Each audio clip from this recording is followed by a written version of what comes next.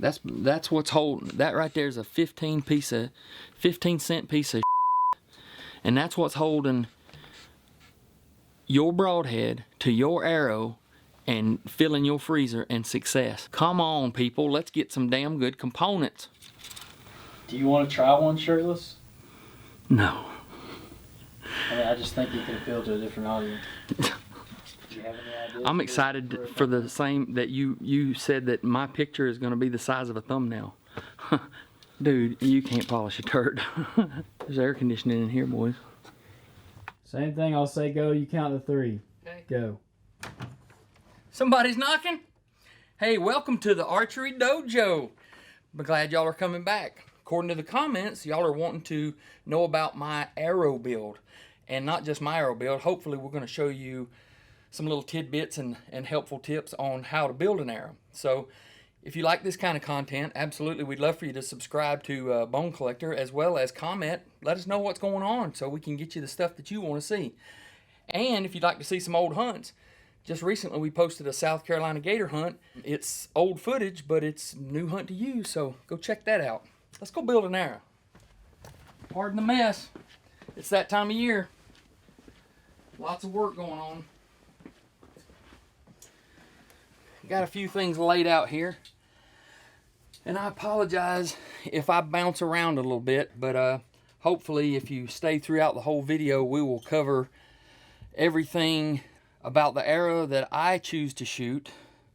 Not just the brand, but we're talking about the components and the deep dive into the arrow that we have here. And then also, we're going to fletch one up, and then on top of that, we'll cut it and kind of walk you through all the steps in building an arrow and the whys and the how-tos, rather than just saying, pick this vein, put it on there, and go to the woods. This is the arrow that I've chose to shoot for the past, this will be the 3rd year. It's a Cirrus Apollo arrow. It's in a spine of a 300. Now, if you go to all of your charts, you're going to see the spine that you need. You go down the size, the length of your arrow, and then you go down the poundage and your bow, and it's going to cross-reference and tell you several different size spine values that you can use. In this day and age, FOC is extremely important and or a hot topic. I've been preaching it for years and years, and it seems like everybody's on board as far as that goes, is the FOC and how important it is to not only forgiveness, accuracy, better flight in the wind, and of course penetration, because it adds to the mass weight of the arrow, as well as the pulling the arrow through there. I mean, I know that ain't a great physics analogy, but nonetheless it acts like it pulls it through there. So I'm a big fan of FOC. Extreme FOC is anything 20% or more. That's front of center percentage balance. It's where the arrow ends up balancing, and the closer to the front it is, naturally you got more weight forward, and that's going to increase your FOC. So I like to be, for North American game, in that at least 15 to close to 20. I think I'm on this particular arrow that I've got built, I'm running about 17.9, and that seems to be real good as far as forgiveness, weight, and all. So my arrow is right around 500 grains, depending on what nock I'm using, but somewhere at 500 to about 510 grains.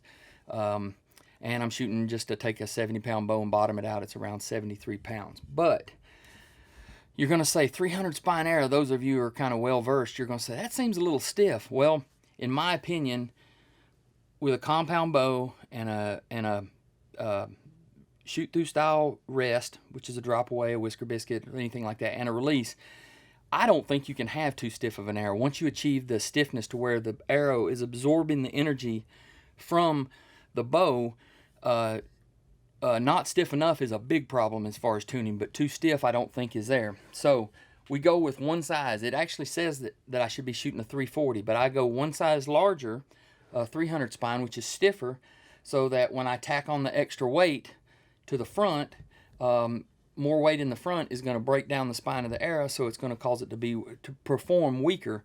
But with a 300 spine, I'm going to have plenty of spine to handle that when I increase the weight up front. The Apollo, the Sirius, one reason I choose them is because there's a lot of great arrows out there. You know, whether you choose an Easton, Gold Tip, Victory, there's a lot of great arrows out there. So don't think that. I choose this because this company, in my opinion, is like a little boutique type an arrow. They custom build them. They spine align for you. So when you get them in, like this one right here is one they've already set the spine. The spine is measured in 360 degrees, not just put on a spine tester and measured on one side. It's measured 360 degrees. They mark the spine, index the spine for you so that you can fletch it that way.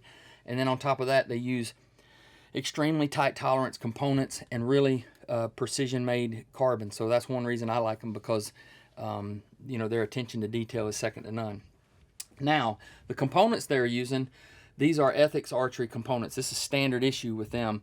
And you know, with us trying to increase the FOC, most all companies, like I said, they're offering some type of weighted insert so that you can increase that, rather than having to, like in the old days, we'd have to get a 175 grain broadhead, a 200 grain broadhead to get that weight up. Well, now you can do it because all of your engineering and innovations is done with a 100 grain broadhead and or field point. So that's where all your innovations are poured into your broadhead, so that you can have a really good performing and highly engineered broadhead, but it weighs 100 grains. But you can increase your FOC by having a heavy insert, whether it's a 100 grain brass insert like Gold Tip uses. But these right here, the Ethics, and the reason I like these is when you install them into the arrow, I'm going to break this down for you. So this is their point, and then this is an Outsert, stainless steel. And then you'll see this point right here, this insert, so it goes into the shaft.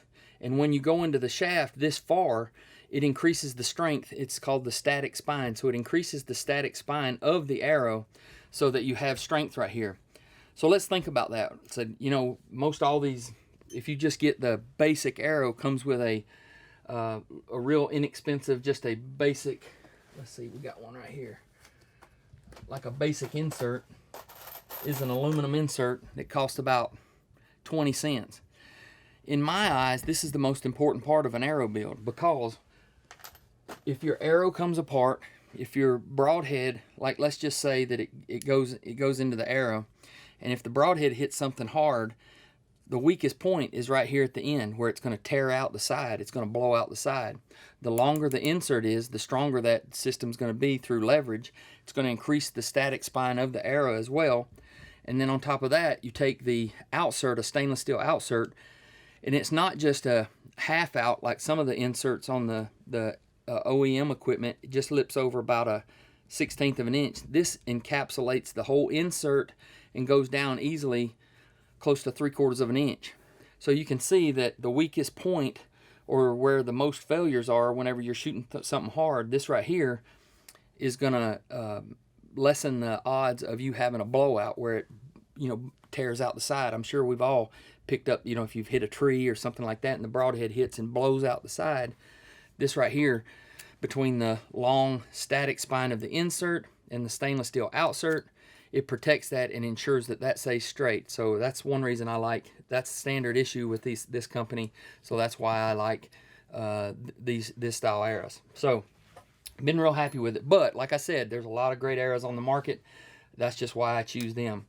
Vein wise, I'm going with the tack vanes. You can see up here I got a bunch of tack vanes, and that's what I like now. One, because it's a real rigid, almost like a guitar pick, and then also it's a shield cut. Shield cut, you know, a lot of people say, why are you shooting 3-inch vanes? Why do you shoot, you know, these are 2.75s, but why do you shoot a longer vane? And I always have, because for the longest time everybody was shooting 2-inch vanes.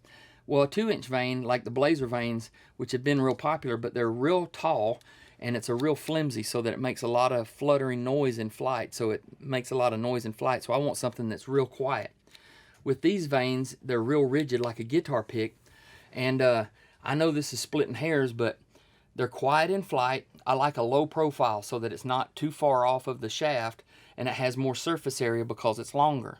So it gives more of a offset and or helical because of the longer surface area this way, and not so much tall. So it's quieter in flight, and it gives you still the stability that you need. Rather than having to go short and high, you can go long and short not height-wise. You can go long and have more surface area and quieter in flight. And then this seems to be a lot more accurate at longer distance than having this, I'm going to call it a semi-shield cut.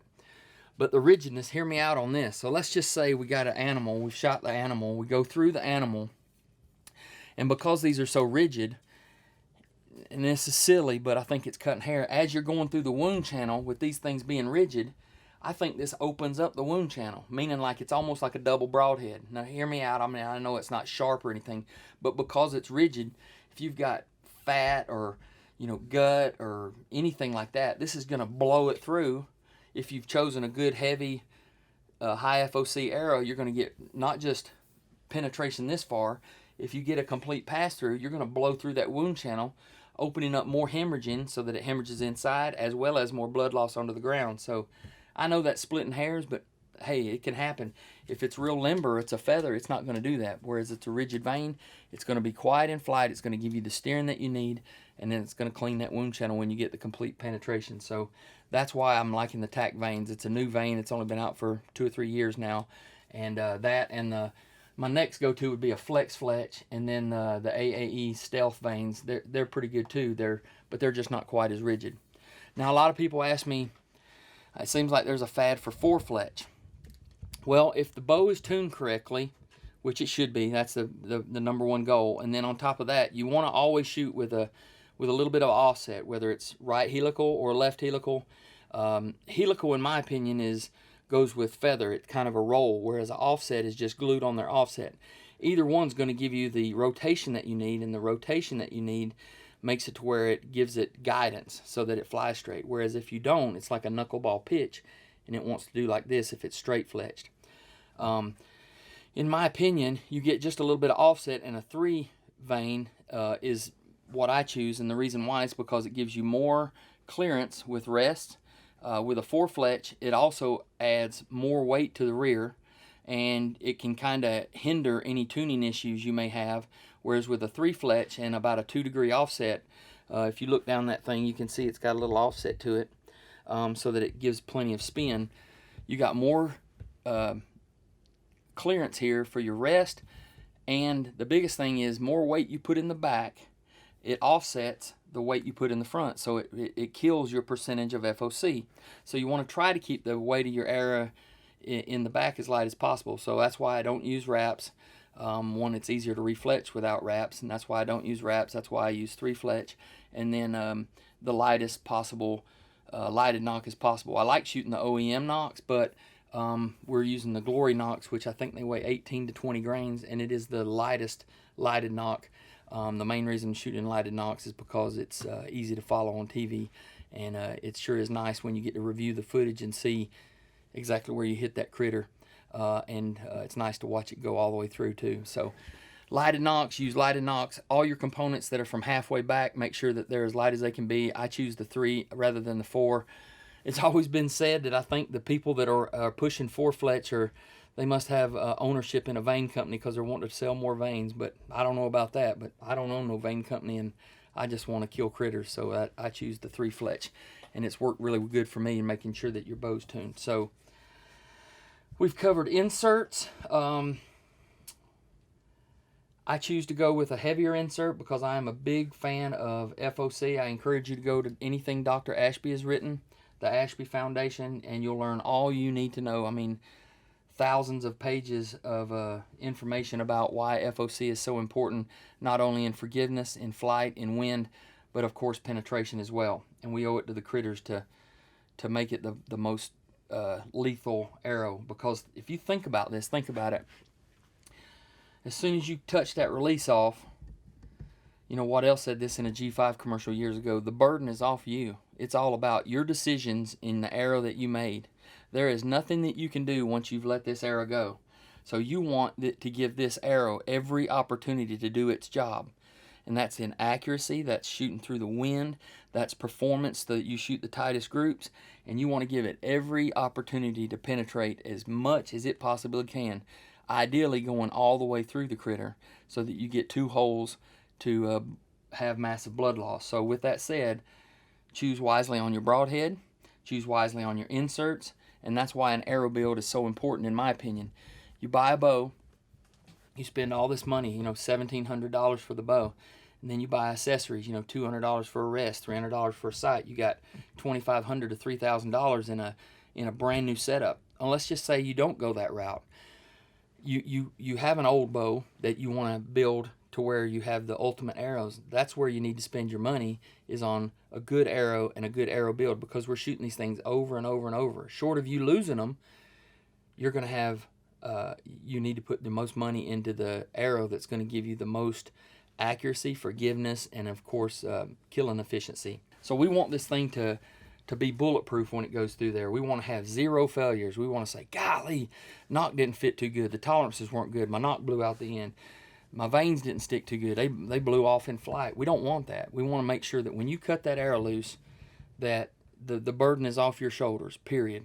It's like, I've done everything I can, I've built the best arrow I can, I'm giving this one shot in time the most opportunities possible to kill this critter or hit this 10 ring that I'm trying to get. So whether you're a tournament shooter or not, I know we're talking hunting arrows now, but the arrow is extremely important. I mean, I'm building some more arrows now, but I'm still on the same dozen I've had for, well, I'm going into the 3rd year. I'm just one of those guys that I like to have some backups. You never know when I'm going to bust my butt and snap every arrow in my quiver, so I like to have plenty extra. Again, I'll probably end up bouncing around a little bit on this, but we're ready to build an arrow. We're going to be duplicating this arrow, and you can do this even if you're starting from scratch to build the arrow. You do a lot of research and think this is what I'm going to build. And I suggest, like, if you're at that point of like, I think I want to build this, I would just suggest building 2 or 3 arrows, shooting them, making sure that they're performing the way you want to. But we're going to build more of these. I'm very, very happy with this, the way it's performed, weight, FOC, offset on the fletchings. But I'm going to show you the steps we go through to get it to this point, a finished arrow. So we take the raw shaft, and you can see that, like I was telling you, this is a Cirrus Apollo, which is a boutique company, and they've already aligned. This is a spine aligned. So what I'm going to do is, this is the shaft we want to use, and no matter if it's no matter what arrow it is, you want to make sure that I always take it to my cutoff saw, and I cut just about 1/8 of an inch off on the back end, and before I cut the length of it. And then G5 makes this arrow squaring device. It's called a ASD. This is a diamond plate right here. So you simply, all you do is, once you've cut it, which cuts it square, but just to make sure, you put it in this trough and you line it up here to the front, and then you just round it off like that, roll it around to where it makes that perfectly square. Because if you think about it, if that's not square and that nock sits in there sideways, it's not going to propel that arrow correctly. So you want that thing in the arrow as square as it possibly can. So making sure that you cut it right on the arrow cutoff saw and then running it through the nock point on the squaring device is extremely important. And naturally we're going to do this end the same way, but after we get the arrow fletched up. So that's what we do. First step, square the end, and then we install the nock. So we got the nock installed there, so we can fletch from here. Next step is, we got to get the vane on here. We've already squared the end, we've installed our nock, and what I like to do is lightly sand. You can use, just not real heavy grit, but all we're doing this for is just to etch it. Some arrow manufacturers say that you don't have to do this, just wipe it down with some like 91% isopropyl or denatured alcohol or acetone, just wipe it down. Don't ever take a carbon shaft and submerge it into any of those things, because it will break down the resins. If you're doing anything with that stuff, you just want to wipe it. But I like to etch the surface, meaning like you might not need to do that, but I'm like, if I'm going to spend the time building an arrow, I want to do everything I can to make sure that that thing stays on there, because I'd like to know 3 years from now I got the same veins on there and all I got to do is wipe the blood off of them. So I take this and just lightly sand right where you're going to fletch, and just kind of rotate the arrow as you're going. Naturally, if you're refletching, you'd have to sand a little more because there'll be residue on there, but all I'm doing is, you can see the residue I got on there, and then all I'm going to do is, this is denatured alcohol, and then I'm going to wipe that off, and you'll see all the residue that comes off. Now, the important thing a lot of people don't do is they end up touching that. Now that you've cleaned it, you see I've got all that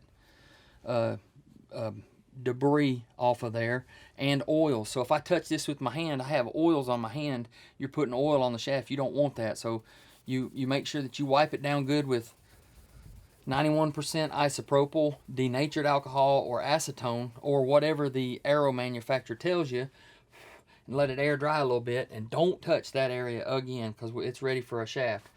Now, we're going to put it in the jig, and what I'm going to do is, because they've already spine aligned this, I know where this has been indexed, I'm going to make sure that all my arrows are the same. I want to build 12 clones. So I'm going to make sure that the cock feather is right in line with the high side of the index of this, so that all of my arrows are spine aligned. As a consumer, sometimes you don't know where this is, but nonetheless, you want to index your arrows. You can do it by the label or whatever, but I like to have all of my arrows to be a clone. So I'm going to install this into the vane. This is a Vane Master Pro right here from Last Chance Archery. Most of you probably recognize this. This has been around forever, and it's a good jig as well. This is a Bitzenberger. A lot of people throw a L in there and say Blitzenberger, but it's a Bitzenberger. And it's good, but you can see when you're adjusting it, it's basically I'm going to say an uneducated guess as to what degree. And if you have multiple of these, you can't get it correct. Whereas somebody, after 30-something years, came up with a more precise and a better mousetrap with this Last Chance Vane Pro. So I'm going to put this in here without touching the shaft, and it's pretty neat. You index it like this, and then I can see my vane comes in from here, so I'm going to turn this around to where my index is right in line with where I'm going to put the odd vane. Okay, so I've done that. Now this nock, which, let's see if I got a nock here. I do have, right here. All right, on this nock, this is going to be a tad bit, a little tip right here. When you're indexing the nock, I'll be able to turn this wherever I want to in index. And a lot of people, you know, they ask you all the time, how come you're using 3 of the same colored vanes? And that's an important question. I mean, I'm kind of anal about that. I like all the vanes to be the same color. Several reasons, because a lot of the ones that you buy in the store or that are pre-fletched, you have 1 odd colored vane, and then you have 2 of another colored vane. And the odd colored vane is called a cock vane, which is the one that you index to where, you know, whether you want cock vane out, cock vane up, depending on the type of rest that you're shooting, that you angle that. The disadvantage to having an odd feather out, I mean, it's easier to identify quickly when you're knocking whether it's going up or down, but the disadvantage to that is in flight, if you have that odd feather and it's rotating down through here, your eye will catch that, and sometimes it'll appear like you have bad arrow flight. Whereas this way, if they're all the same color, you're not gonna catch that odd rotation. Now, if you do need to mark that, you can take a pen or something and just put you a little mark on there so that that's your, you know that that's your cock vane, so that you can see it and load it quickly. But the other good thing about having them all the same is, like, if you're tuning your arrow, sometimes if you have a lesser quality grade of arrow and you're trying to find that indexed part of the spine, you can rotate your nock 120 degrees to the next vane and turn this one into your cock vane, because it's not a miscolored one, and you can get all of your arrows aligned with the index side of the spine of the arrow when they're all the same color. So that's another advantage to it. Plus, you don't have to buy multiple colors. You can just go and refletch them the way you want to, and I just think it looks better, you know, and cleaner that way. So those are several reasons. Again, maybe I'm a little on the anal side or a OCD about the arrow, but there's reasonings behind that, and hopefully I'm sharing that. Another thing on the nock is a lot of people don't know this, but a nock has 2 sides, and you'll see that there's a little tit or a little index right there, so that even, I don't know if you can see that or not, but right on that top side there's a little indent, like a little, you can feel it with your thumb for sure, but one side has a mark and one side is smooth, and that smooth is so that when you're loading your arrow, like if you're knocking your arrow, you can feel that little tit or nipple or whatever, and you can knock it right onto your, you know that this goes to the outside, and then you always index that to line up with your cock vane to where it's to the outside or somewhere that's duplicatable, so that you can feel which side of the nock that you have. So those are deep diving tips, so to speak. All right, so we've got you can look here, I've got the index side of the spine of the broadhead, I mean the arrow, lined up with where I'm going to put this vane. And then this thing, rather than having to hold it in place, it has this keeper that you put on the end of the shaft, and it applies pressure this way, and then it's down into the throat of the nock. So, and it has detents in here. Like, listen real close. You can hear it go. It's clicking. So I make sure that I'm on the first one, and I make sure that this is lined up with it. And then the cool thing about this, now this is real important. So this is for left helical or left offset, and this is for right helical or right offset. But check this out. It's got 0 degree, 1 degree, 2 degree, 3 degree, 4 degree, 5 degree. It's precision rather than just dialing and eyeballing and hoping and saying, well, that's 2 degrees. This particular Veinemaster Pro is precision to where it's just like that. Now these rods, there's 2 rods here, and your vein goes inside there, and these are Teflon coated so that the glue does not stick to it if you have extra glue that's on the side. So we know that the shaft is wiped down and it's clean, and I've got this in here, and I've got an index so that it's the right amount distance from the back of the nock. And you can change that too right here. Like, you'll have to look closely right here. This is the amount, the distance I want from where the nock touches the shaft to the back of the. You can change that distance by loosening up here your nock receiver, and you can change that distance. Some people like to have their veins all the way to the back. Some people like them a little more forward. Some people even use them like a kisser button. They put that corner of that into the corner of their mouth, and they use that as another anchor point. But you can fine tune this as to where you want it. And then I like just about 3/4 of an inch to 7/8 of an inch from the back of that, so that it gives me a little bit of clearance in there, and I don't want to feel anything or have any facial pressure with the vein on when I'm anchoring in. So that's why I like it positioned where it's at.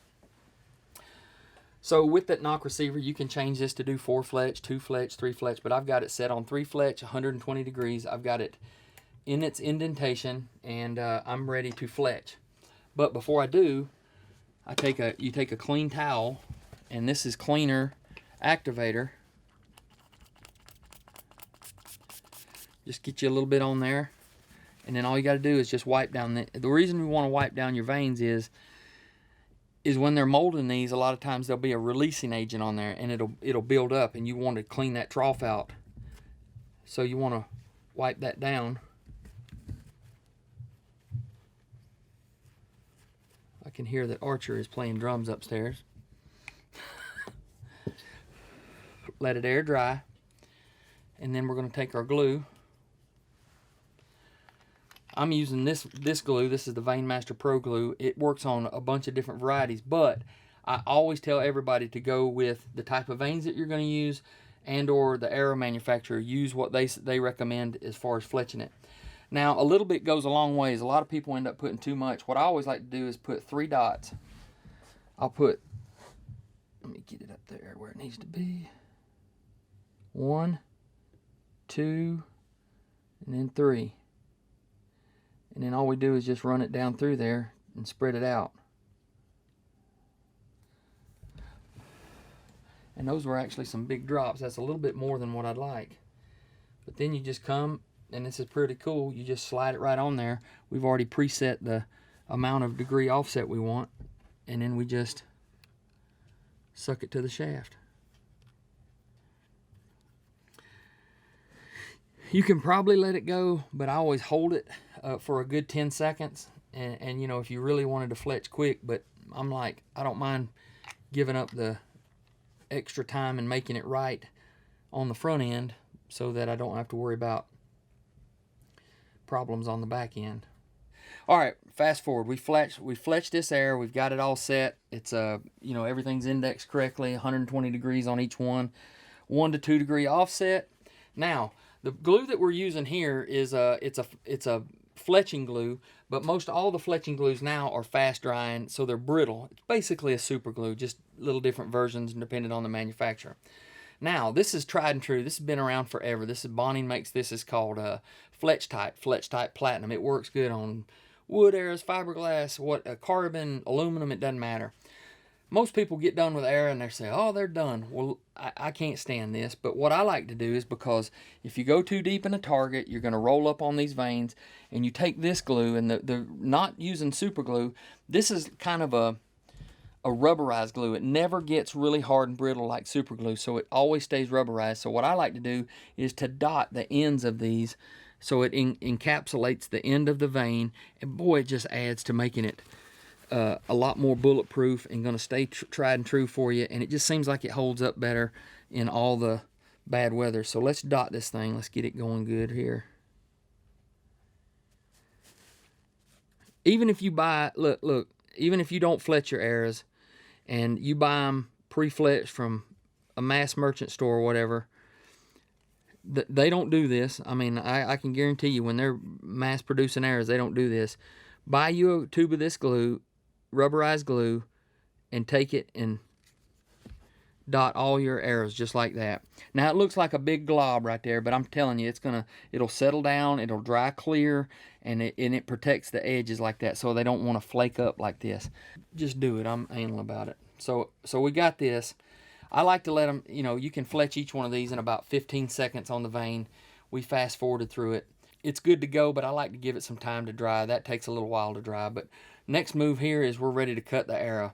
So cutting the arrow, we already know the length of the arrow that we're going to cut here. I already have one to go by. But if you're determining your arrow length, make sure you give yourself plenty of room on the front end. And the reason why I say that is like if you draw your bow back with an arrow in there, make sure that you give yourself a good inch to inch and a quarter, inch and a half in front of the arrow rest when the bow is bottomed out. And the reason why is because one, if you're shooting outserts, you don't want it to run up on the arrow rest, and then two, a lot of these expandable broadheads, the blades and such come back. Well, even fixed blades sometimes come back farther than where the ferrule meets the insert and or the shaft, and you want to allow yourself plenty of room like that. Plus, if your string stretches a little bit or your draw length, you tweak your draw length a little bit, you're not stuck with having an arrow that's right on that ragged edge and being too short. This way, you've got an inch and a half to play with and be in that safety zone away from your rest. So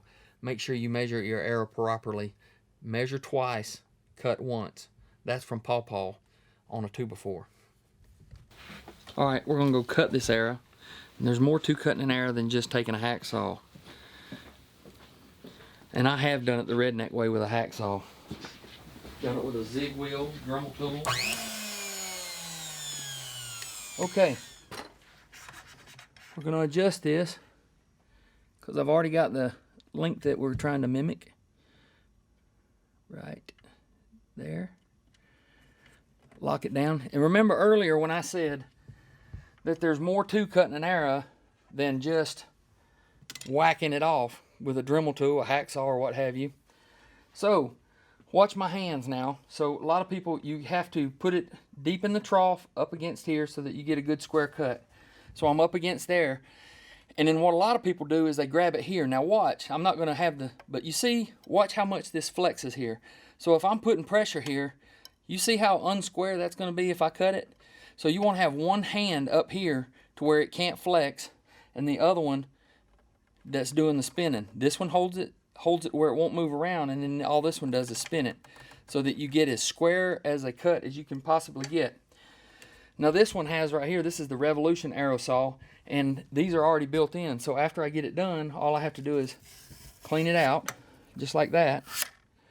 So I'm removing the loose residue, and then I'm drying it, and then if I wanted to deburr it, it has a deburring tool as well. That's mainly for aluminum arrows or aluminum carbon arrows. But let's cut this one, and then we'll take it back in there and run it on the squaring device. But if you're watching your shop or somebody cut your arrows, make sure that they have it firmly braced up near the saw as well as back towards the back, and they're only rotating with this. So many people, I see them grabbing it right here, and they're spinning it, and look how much movement I'm getting there that causes it to be unsquare. Every little bit helps, man. Every little bit helps. When you can't shoot good like me, you want to make sure that you put everything in your favor. All right, here we go. We're in the bottom of the trough. On the plate, I'm guiding it. And rotate, just like that. Keep spinning. And that's pretty darn square. Now we'll do it again. We'll plunge it on the wire brush. Plunge it on the cleaner. I'm not going to deburr it because it's carbon. And then we're going to take it back in there, and let's see where we're at here. Oh, man. Money. So I'm going to double check it and make sure it's on the squaring device, and then we're ready to insert. All right, just to double check, we're going to run it through the arrow squaring device. All right, we know we're square there. Now we need to take and clean the end. And then, this is a pretty cool little tool right here. Look, you ain't got to turn it upside down. It just, you poke it like that. It puts you a little puddle there. Now I've got isopropyl alcohol. I'm going to clean inside there so that I get a good bond with the glue. I've already scratched it out there, remember, with the wire brush. But we're trying to get all that loose graphite carbon residue so that we get a good bond. And I'm going extremely deep because that's a long insert. And then I'll take and run a dry it through there.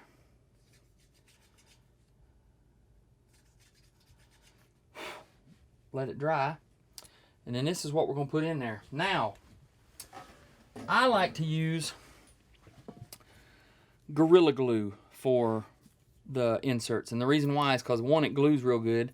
Two, if you'll notice, most all inserts have grooves in it.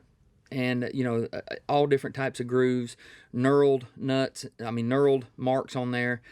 But those grooves, I want to make sure that it all gets filled with some type of glue. Well, this glue right here, it expands just a little bit. So when you do glue these, you want to make sure that you stand them up, because it takes about a good 12 hours to dry.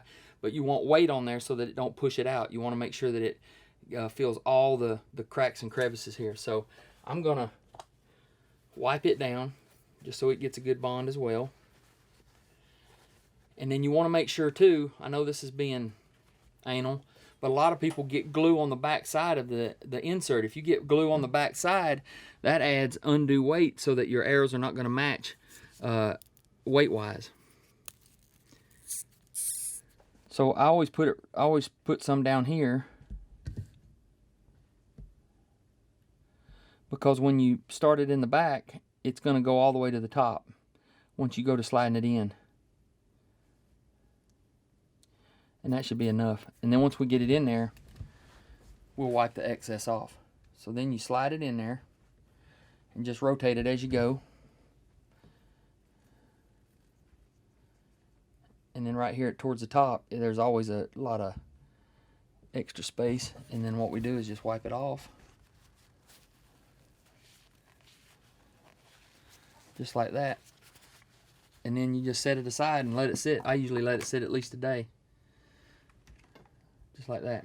You can use super glue, goat tough. You can use your fletching glue as well. You know, if you're in a hurry and you have to get it glued in there. But for long term, and if you can stand to wait an extra day, I always like using the Gorilla Glue. It seems to be the best. And whenever you are closing up your glue bottles, make sure you squeeze all the air out of them.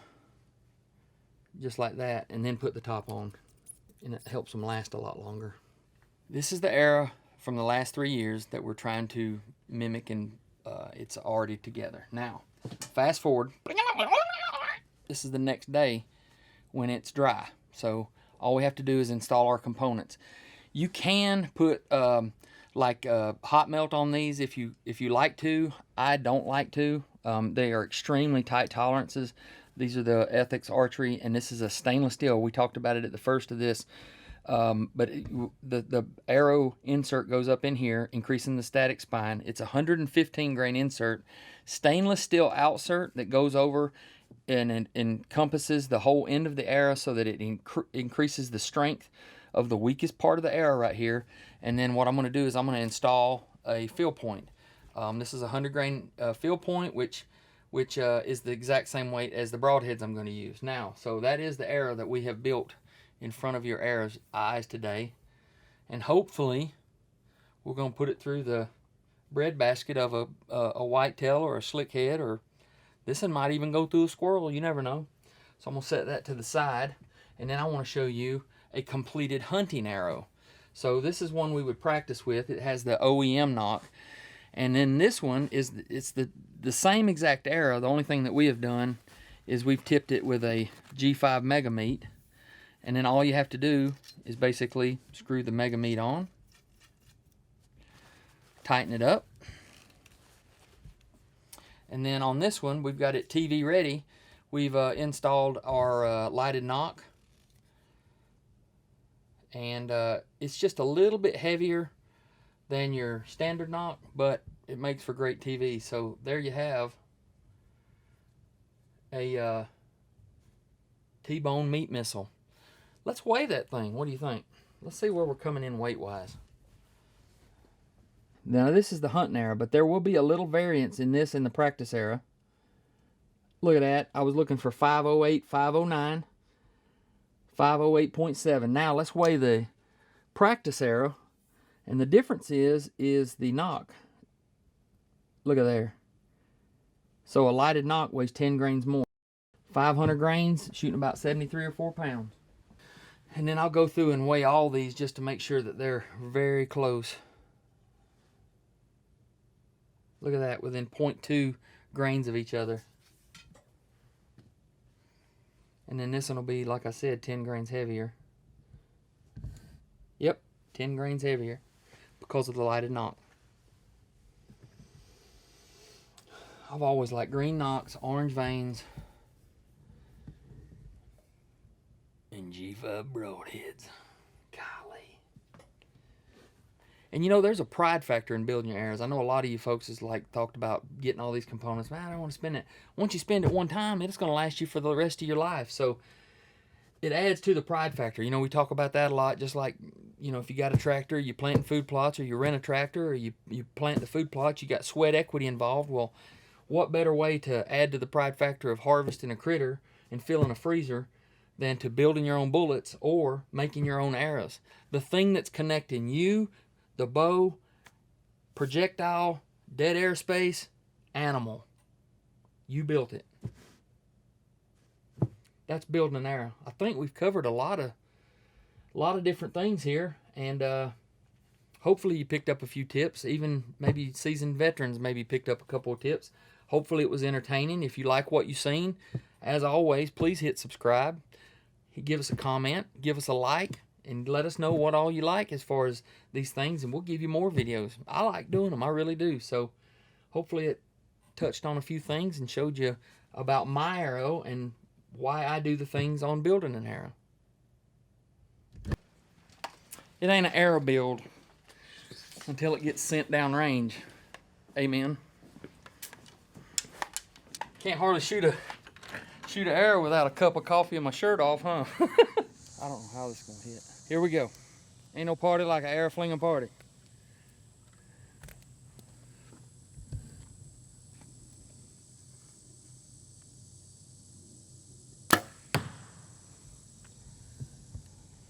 Right there at 9 o'clock.